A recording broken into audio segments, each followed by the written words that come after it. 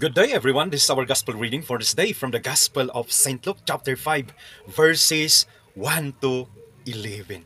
Alam niyo po, napakaganda po ng ating ibanghilyo ngayon dahil ito yung tagpo na na-encounter ni Simon at ang kanya mga kasamahang mangingisda sa lawa ng Genesaret ang ating Panginoong Kristo. Na sa panahon na yon ay nangangaral ang ating Panginoong Kristo doon sa gilid ng lawa sa mga tao.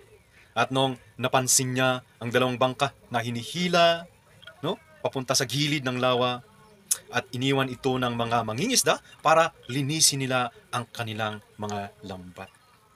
Dito, lumapit ang ating Panginoong Kristo sa isang bangka at siya ay naupo doon.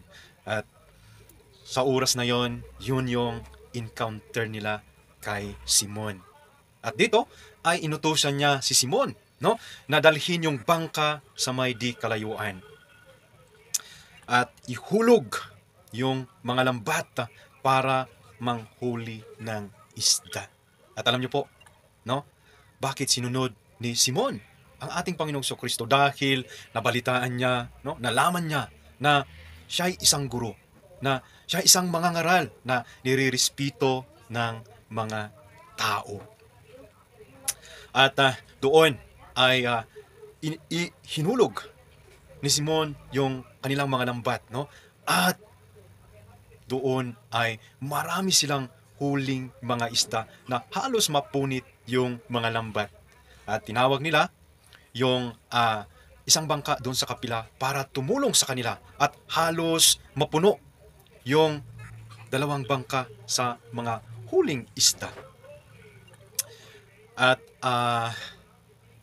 dito, no, ay lumuhod si Simon sa harapan ni Jesus at sinabi niya, "Lumayo kayo sa akin, Panginoon, sapagkat ako'y isang makasalanan."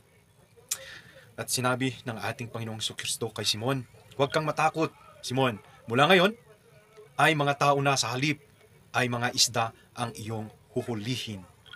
You are fishers of men."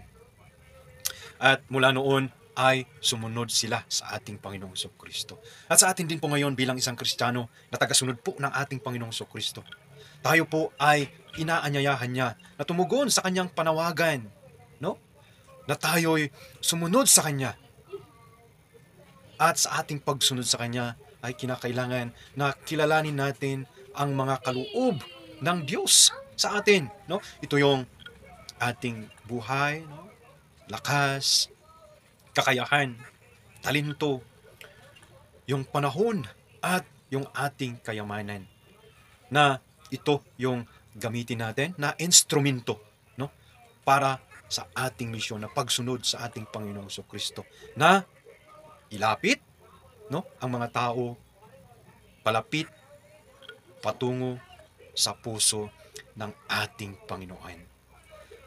Amen and Amen. Your True Caps from Benguet First Provincial Mobile Force Company na palaging nagsabing, be grateful, be joyful, be thankful with a humble heart. Thank you po and God bless.